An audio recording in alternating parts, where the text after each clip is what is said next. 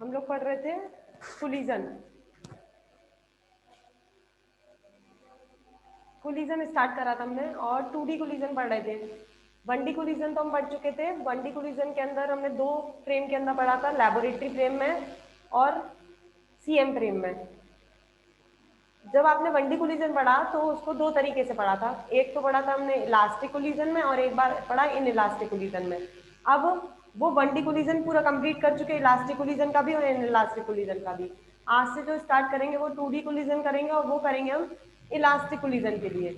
पहले 2D elastic में पढ़ेंगे, फिर 2D इन इलास्टिक में पढ़ेंगे। इलास्टिक में भी दो फ्रेम में पढ़ना है, लैबोरेटरी फ्रेम में और सीएम फ्रेम में। सबसे पहले मैं स्टार्ट करवाऊंगी इसको लैबोरेटरी फ्रेम के अंदर। चलो स्टार्ट करते हैं, डालिए टॉपिक। 2D elastic collision. आपको 2D कोलिजन पढ़ना है और वो भी कैसा पढ़ना है, 2D इलास्टिक पढ़ना है।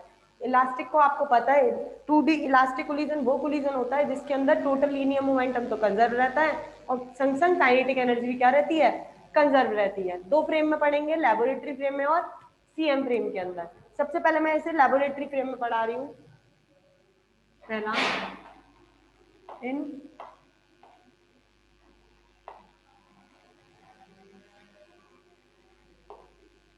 Laboratory frame.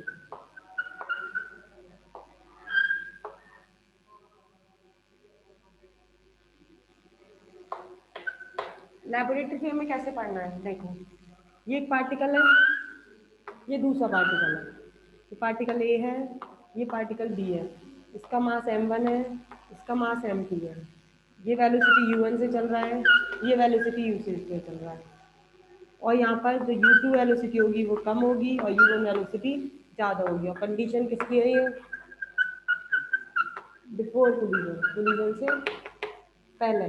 u2 जब कम होगी और u1 ज़्यादा होगी तभी ये पार्टिकल इस पार्टिकल से कोलाइड कर पाएगा। अगर ये ज़्यादा हो गई, ये कम है, तो ये पार्टिकल इससे कोलाइड नहीं कर पाएगा। इसलिए हम क्या करते हैं, इस वेलोसिटी, इसकी वेलोसिटी कम लेके चलते हैं और इसकी वेलोसिटी ज़्यादा लेके चलते हैं। अब ये टकराता है, टकराने के बाद क्या होता है, अब ये आपको पढ़ना है 2 डायमेंशनल। जो आपने पहले पढ़ा था 1 डायमेंशनल, उसमें पार्टिकल यहाँ हो जाता है, पार्टिकल भी टकराने के बाद अलग अलग वेलोसिटी से चलने लगते हैं। लेकिन आपको यहाँ पर 2D कोलिजन पढ़ना है। 2D कोलिजन के अंदर पार्टिकल है, 2D कोलिजन का मतलब है अब ये दो डायरेक्शन में जाएंगे, अलग अलग डायरेक्शन में। पार्टिकल ए और पार्टिकल बी अलग अलग डायरेक्शन में जाते हैं। मानो हमने एक पार्टिकल तो जाता है इस डायरेक्शन में और एक पार्टिकल जाता है आपका इस डायरेक्शन में। अब ये 2D हो गया। 2D का मतलब ये तो एक्स एक्सिस हो गई, ये वाई एक्सिस हो गई और पार्टिकल जा रहा है इस डायरेक्शन में। मान लिया ये वाला पार्टिकल ए जा रहा था और ये पार्टिकल बी जा रहा था। ये 2D है क्योंकि हम 2 डायमेंशनली पढ़ रहे हैं, एक्स में और वाई में। पहले आपने केवल एक सीधे सीधे पढ़ा था तो वो केवल एक एक्सिस के लिए था। अब यहाँ पर दो एक्सिस पढ़ रहे हैं तो इसका मतलब अलग अलग पढ़ रहे हैं। जब पार्टिकल ए है तो मास इसका कितना है, m1। इस पार्टिकल का मास m2। अब ये कितनी वेलोसिटी से चलेगा, v1 से, और इसकी वेलोसिटी चेंज हो जाती है, कितनी वेलोसिटी से जाता है, v2 से। ये आपकी x एक्सिस है, ये आपकी y एक्सिस है। और ये आपका कितने एंगल पे, ये किसी डायरेक्शन में जा रहा है और किस x ऐसे सीधे तो जा नहीं रहा, सीधे थोड़ा सा डिस्टर्ब हो गया है, डायरेक्शन चेंज कर लिया है, तो किसी एंगल से जा रहा है, तो ये एंगल माना है कितने एंगल से जाता है, θ1 से, और ये वाला एक्सिस के साथ कितने एंगल से जाता है, θ2 से। अब मुझे इसके कंपोनेंट फाइंड आउट करके लाना है कि ये कितने क्या क्या कंपोनेंट है इन पार्टिकल्स के, ए पार्टिकल का और बी पार्टिकल्स के कंपोनेंट क्या क्या है। पहले ए पार्टिकल के कंपोनेंट निकाल रही हूँ एक्स एक्सिस के लिए, इधर थीटा है तो कंपोनेंट कैसे, दो कंपोनेंट होते हैं कॉस थीटा और साइन थीटा। थीटा के अलोंग निकालना है तो कॉस लेते हैं, और थीटा के अपोजिट निकालते हैं तो साइन लेते हैं। अब मैं इधर निकाल रही हूँ मोमेंटम, मोमेंटम होता है m1v1, क्योंकि हमें पता है इलास्टिक कोलिजन पढ़ रहे हैं तो केवल मोमेंटम या काइनेटिक एनर्जी के बारे में पढ़ेंगे, यही दोनों कंजर्व रहता है, बाकी दोनों कंजर्व नहीं रहते हैं। मोमेंटम निकालना है मुझे, मोमेंटम तो जो होता है p बराबर mv होता है, तो मतलब m1v1 होगा। तो मोमेंटम में निकाल रही हूँ इसका अलोंग एक्स एक्सिस, ये आपकी एक्स एक्सिस के अलोंग निकाल रहे हैं, निकालो इसकी वैल्यू इधर चला साइड, m1v1 और θ1 इस साइड आ रहा है, तो किस में आएगा ये कंपोनेंट, कॉस में। इधर साइड जो जाएगा m1v1 साइन θ1। ये इसके दो कंपोनेंट निकाल दिए, एक बार तो कॉस में निकाल दिया और दूसरा बार आपने किस में निकाल लिया, साइन में। सेम हम θ2 के लिए निकालेंगे, इसके लिए कंपोनेंट निकालोगे मोमेंटम m2v2, जब इसके लिए निकालोगे तो m2v2 cos θ2, और इधर निकालोगे तो m2v2 cos sin θ2। निकालते हैं इसका कंपोनेंट, डायरेक्शन यही रहेगी, इधर जाएगा ये कंपोनेंट तो m2v2 cos θ2, और इसका दूसरा कंपोनेंट नीचे की साइड निकलेगा m2v2 sin θ2। ये वाला कंपोनेंट, दोनों कंपोनेंट एक ही डायरेक्शन में तो दोनों ऐड हो जाएंगे, और ये वाले दोनों अपोजिट डायरेक्शन में, तो ये दोनों एक दूसरे से क्या होंगे, नेगेटिव साइन, मतलब माइनस में चलेंगे ये दोनों कंपोनेंट। अब यहाँ पर आप लगाते हैं लीनियर मोमेंटम, क्योंकि इलास्टिक कोलिजन है और हमें पता है इलास्टिक कोलिजन जो होता है उसके अंदर टोटल लीनियर मोमेंटम और टोटल काइनेटिक एनर्जी क्या रहती है, कंजर्व रहती है। तो आपको क्या करना है, इसके अंदर टोटल लीनियर मोमेंटम निकालना है before collision, after collision total linear momentum conserve रहेगा। Same total kinetic energy before after, total kinetic energy क्या होगी, कंजर्व। स्क्रीनशॉट लो पहले डायग्राम का, बना लो आप।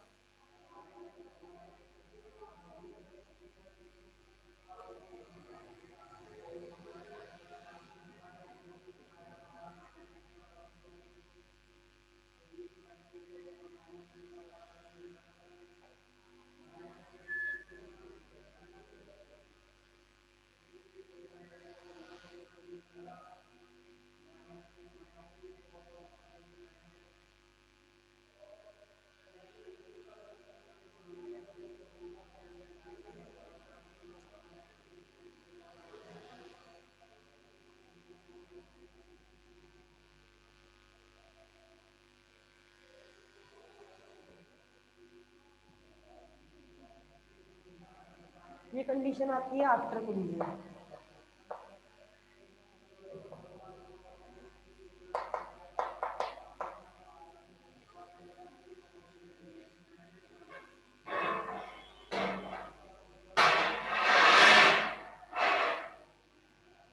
चलो स्टार्ट करते हैं हम। अब हमें पता है हम law of conservation of momentum लगा रहे हैं, क्योंकि इलास्टिक कोलिजन के अंदर मोमेंटम होता है, कंजर्व रहता है। तो मैं law of conservation of momentum से before collision after collision momentum क्या कर रही हूँ, बराबर कर रही हूँ। आओ, from law of conservation of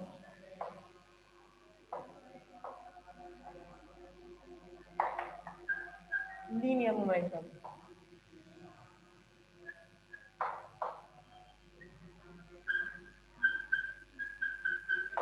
क्या रहता है, before collision total momentum after collision total momentum के इक्वल रहेगा। लेकिन आफ्टर कोलिजन में दो तरीके से मोमेंटम निकलेगा, एक तो एक्स एक्सिस के लिए और एक वाई एक्सिस के लिए। तो पहले हम लीनियर मोमेंटम जो निकाल रहे हैं अलोंग एक्स एक्सिस निकालते हैं। पहले अलोंग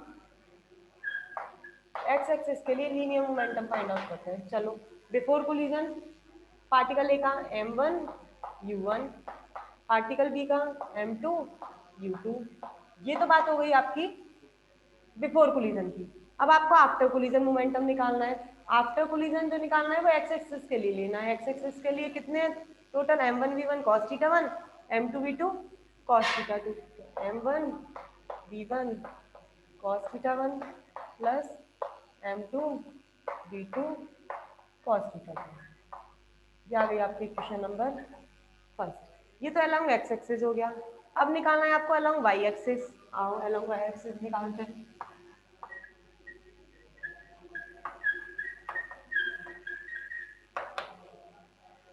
अलोंग वाई एक्सिस, अब जो बिफोर कोलिजन लीनियर मोमेंटम लेंगे वो भी वाई एक्सिस में होना चाहिए, लेकिन जो बिफोर कोलिजन मोमेंटम है वो कौन सी एक्सिस में कोलिजन हो रहा है? केवल एक्स एक्सिस में। इसमें वाई में तो कहीं पर कोलिजन है ही नहीं, तो वाई में कोलिजन नहीं है तो मोमेंटम क्या रहेगा इसके लिए? टोटल जीरो, क्योंकि वाई के अलोंग कोई भी मोमेंटम नहीं है।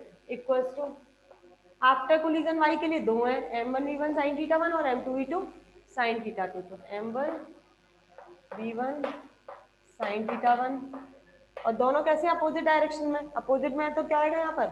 Minus m2v2 sin theta 2। Equation number second. Screenshot लो।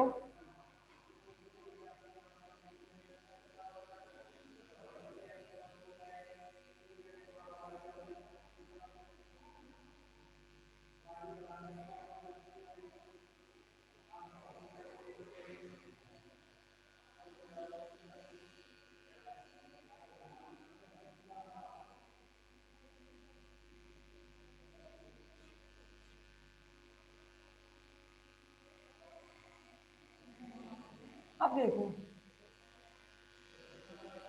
अब काइनेटिक एनर्जी निकालते हैं। हमें पता है इलास्टिक कोलिजन के अंदर काइनेटिक एनर्जी भी क्या रहती है आपकी? कंजर्व रहती है। अगर काइनेटिक एनर्जी कंजर्व रहती है तो काइनेटिक एनर्जी लगाते हैं from law of conservation of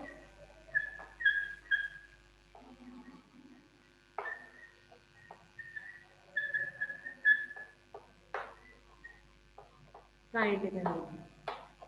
क्या होता है kinetic energy? Half m1v1 square पहले पार्टिकल के लिए,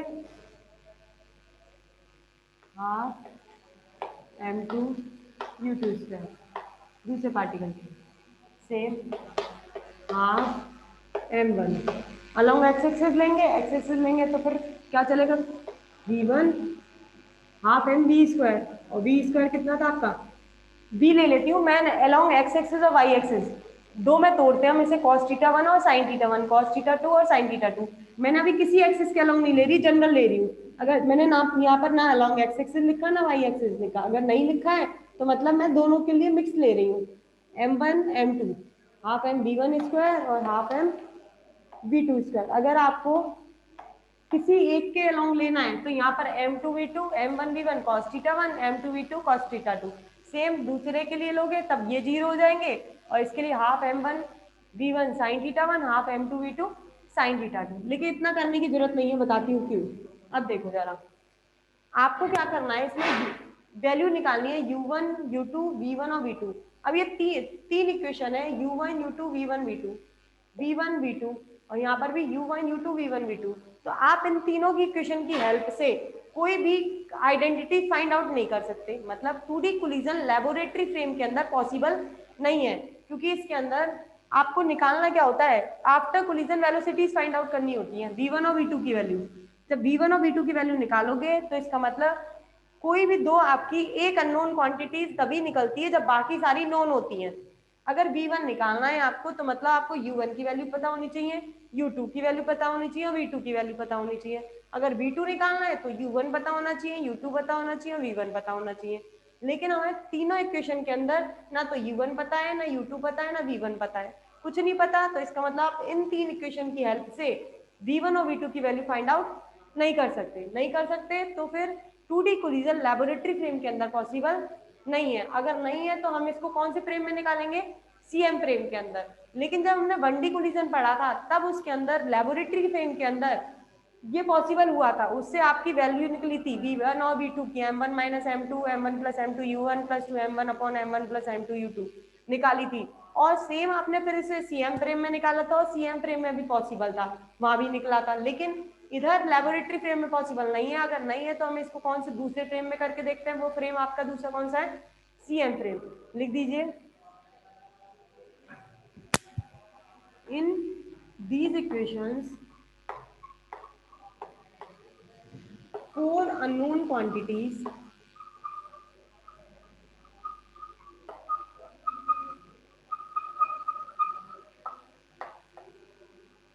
v1 v2 और संग में थीटा 1 और थीटा 2 भी है, जिसकी वैल्यूज हम फाइंड आउट नहीं कर सकते जब तक हमें और किसी v1 और थीटा 1 एक साथ है तो इन दोनों में से किसी एक की वैल्यू पता होनी चाहिए, तभी दूसरी के निकाल सकते हो।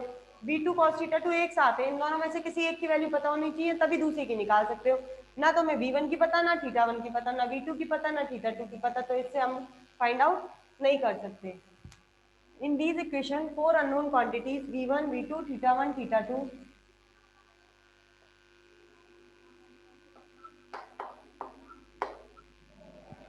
unknown quantities which can not be calculated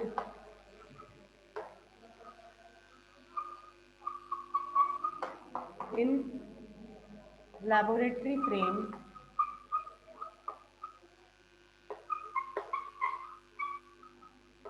which cannot be calculated in laboratory frame. These quantities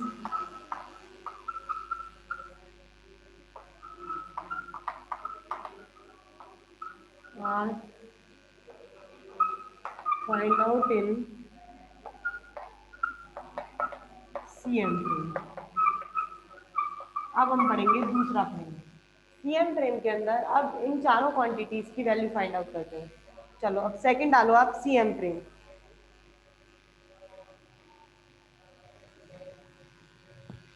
और हमें पता है सीएम फ्रेम के अंदर जो दूसरा पार्टिकल होता है उसे स्टेशनरी लेके चलते हैं, मतलब सीएम फ्रेम के अंदर जो पहला ए पार्टिकल है वो तो मूविंग है, और जो बी पार्टिकल लेके चलते हैं सीएम फ्रेम के अंदर, वो कैसा लेके चलते हो आप? स्टेशनरी। अगर स्टेशनरी लेके चलते हो तो u2 वेलोसिटी उसकी क्या रहती है?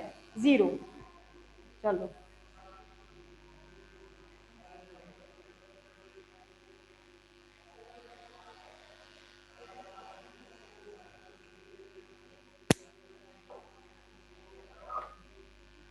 सेकेंड आइए इन सीएम फ्रेम। सीएम फ्रेम के अंदर पहले पोजीशन वेक्टर लिखते हैं। पोजीशन वेक्टर क्या होता है? निकाल चुके पोजीशन वेक्टर की वैल्यू। पोजीशन वेक्टर इन सीएम फ्रेम क्या होता है? पोजीशन वेक्टर आरसीएम कितनी होती है value? m1 r1 m2 r2 upon m1 plus m। ये पढ़ चुके पोजीशन वेक्टर सीएम फ्रेम के अंदर। अब वेलोसिटी निकालते हैं सीएम फ्रेम के अंदर। वेलोसिटी निकालनी है तो इसका क्या करना पड़ेगा? Differentiate differentiate above equation with respect to time. Time के रिस्पेक्ट में डिफरेंशिएट करते हैं। D R C M over D T m1 D r1 over D T m2 D r2 over D T upon m1 plus m2। D R C M over D T क्या हो जाता है? Velocity. D C M m1 D r1 over D T, पहले particle की velocity u1, m2 D r2 over D T, दूसरे particle की velocity u2, m1 plus m2। Screenshot लो।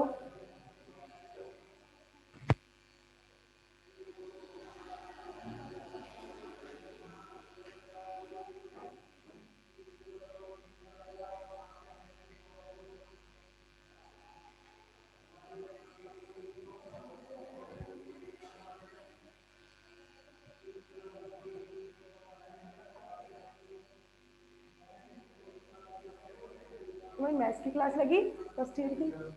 बस एक फिजिक्स की लग रही है। तो सर पढ़ा के गए थे, वो तुम्हारी क्लास करनी पड़ती।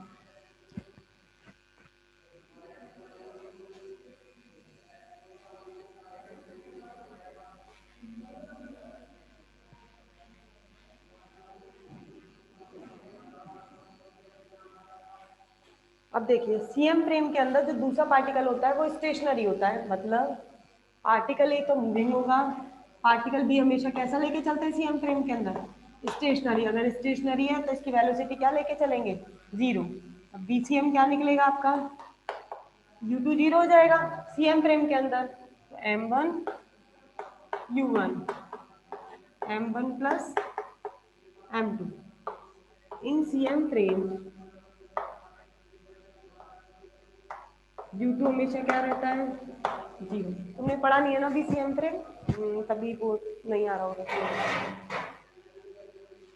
सीएम फ्रेम के अंदर जो सेकंड पार्टिकल की वेलोसिटी होती है वो हमेशा जीरो होती है, जो हम पहले पढ़ चुके हैं। अगर ये जीरो है तो बीसीएम कितना निकलेगा? M2U2 upon M1 plus M2।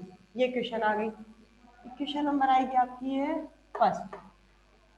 अब ये आपका बीसीएम निकला है सेंटर ऑफ मास की वेलोसिटी इन सीएम फ्रेम के अंदर। अब हमें निकालना है U1 U2 V1 और V2। चार क्वांटिटीज थी, U1 U2 V1 और V2। ये तो आपका लेबोरेटरी फ्रेम में था। सीएम फ्रेम के अंदर उन्हीं वेलोसिटीज को क्या बोलते हैं? U1 dash U2 dash V1 dash और V2 डैश। अब हमें पता है U1 dash U2 dash V1 dash V2 dash, ये तो सीएम फ्रेम में। U1 U2 V1 V2 ये लेबोरेटरी फ्रेम में। अगर मुझे सीएम फ्रेम को लेबोरेटरी फ्रेम में ट्रांसफॉर्म करना है तो हमने ट्रांसफॉर्मेशन इक्वेशन पढ़ रखी है। वेलोसिटी की ट्रांसफॉर्मेशन इक्वेशन पढ़ी थी, लॉरेंस ट्रांसफॉर्मेशन पढ़ा था उसके अंदर। वेलोसिटी को ट्रांसफॉर्म एक फ्रेम से दूसरे फ्रेम में करने के लिए वेलोसिटी ट्रांसफॉर्मेशन इक्वेशन यूज की जाती है। वो वेलोसिटी ट्रांसफॉर्मेशन इक्वेशन कौन सी थी? जो हमने लॉरेंस ट्रांसफॉर्मेशन इक्वेशन में पढ़ी थी। अब यूज करती हूँ मैं velocity transformation equation. Velocity transformation equation. पहला, ये सीएम फ्रेम में, इसको लेबोरेटरी फ्रेम में कन्वर्ट कर रहे हैं। क्या होती है इक्वेशन? U1 डैश बराबर U1 माइनस VCM। ये था U डैश, ये तो आपका सीएम फ्रेम में, ये आपका लेबोरेटरी फ्रेम में, और ये सेंटर मास की वेलोसिटी। ये फॉर्मूला होता था वेलोसिटी ट्रांसफॉर्मेशन इक्वेशन का, लॉरेंस ट्रांसफॉर्मेशन में हमने निकाला था। सेम U2 डैश को U2 में कन्वर्ट करना है तो U2 डैश बराबर क्या आएगा? U2 minus VCM। Equation number second. Equation number third. और हमें ये पता है कि सेंटर ऑफ मास के अंदर, इसको थर्ड में डालना, सेंटर ऑफ मास के अंदर U2 वेलोसिटी हमेशा क्या रहती है? जीरो। अगर ये जीरो है तो U2 डैश कितना निकलता है? Minus VCM। ये डाला क्वेश्चन नंबर थर्ड। ये तो बिफोर कोलिजन की बात हो गई सीएम फ्रेम के अंदर। अब आफ्टर कोलिजन की बात करेंगे। ले लो स्क्रीनशॉट।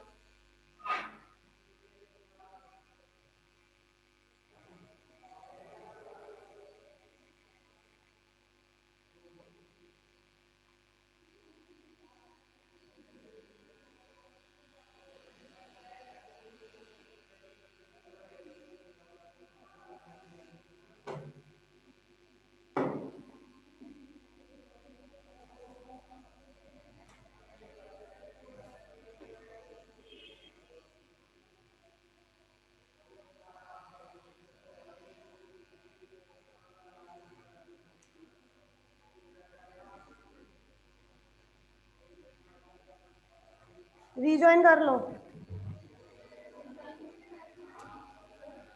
मेरे पास ये